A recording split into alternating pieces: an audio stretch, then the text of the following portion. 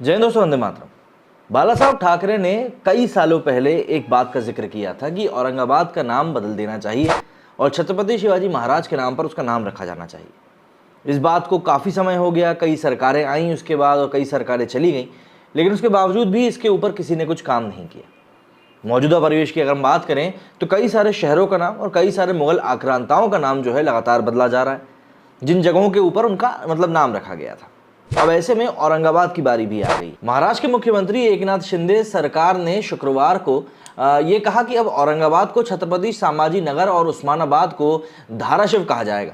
महाराष्ट्र सरकार के नाम बदलने के प्रस्ताव को केंद्रीय गृह मंत्रालय ने मंजूरी भी दे दी। महाराष्ट्र के मुख्यमंत्री एकनाथ शिंदे ने इसे राज्य सरकार की एक उपलब्धि बताया है।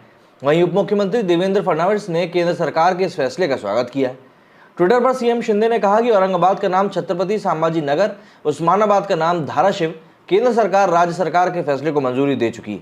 माननीय प्रधानमंत्री नरेंद्र मोदी जी और केंद्रीय गृह मंत्री माननीय अमित भाई शाह को बहुत बहुत धन्यवाद।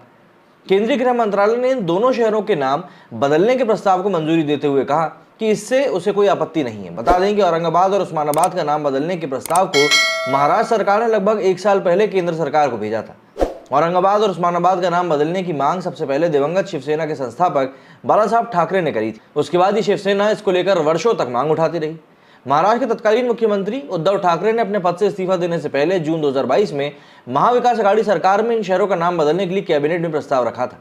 उद्धव सरकार के इस प्रस्ताव को अवैध बताते हुए 16 जुलाई 2022 को मुख्यमंत्री शिंदे और उप मुख्यमंत्री देवेंद्र फडणवीस ने 2 सदस्यीय कैबिनेट ने नामों को बदलने का सरकारी प्रस्ताव पारित किया था। उसके बाद इस प्रस्ताव को केंद्र सरकार को भेजा था।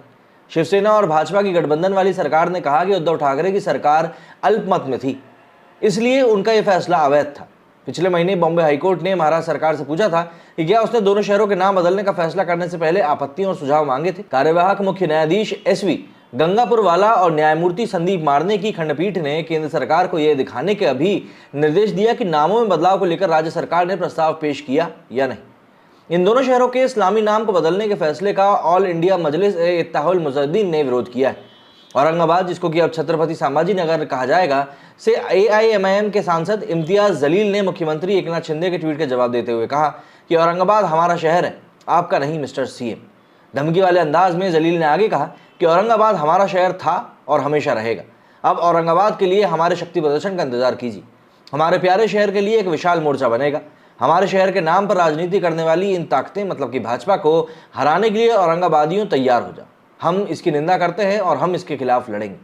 बता दें कि छत्रपति संभाजी महाराज के शासक छत्रपति शिवाजी महाराज के सबसे बड़े पुत्र थे। मुगल आक्रांता औरंगजेब ने 17वीं शताब्दी में औरंगाबाद पर कब्जा कर लिया था और उसका नाम बदलने का आदेश दिया था। इसके बाद औरंगजेब की मौत के बाद उसका नाम औरंगाबाद कर दिया गया। वहीं उस्मानाबाद का नाम हैदराबाद के अंतिम निज़ाम मीर उस्मान अली खान के नाम पर रखा गया था। ये शहर भी कभी निज़ाम के कब्जे में था, लेकिन अब इस शहर को नया नाम धाराशिव दिया गया है। ये नाम शहर के पास स्थित 6वीं शताब्दी की गुफाओं से लिया गया है। जाहिर सी बात है, ये जो नाम बदलने की राजनीति है, ये इस समय भारत में काफ़ी तेज़ी से चल रही है। और जिस प्रकार से जिन भी राज्यों में भाजपा की सरकार या उनके समर्थित से बनी हुई सरकार मौजूद है, वहाँ पर सभी जगहों पर इस प्रकार के जो नाम बदलने का पूरा प्रकरण है, वो अमूमन ज़्यादातर देखने को मिल रहा है। आपका इस बारे में क्या कहना है, कमेंट करके ज़रूर बताइएगा। मेरे इस वीडियो फिलहाल इतना ही। जय हिंद, जय भारत।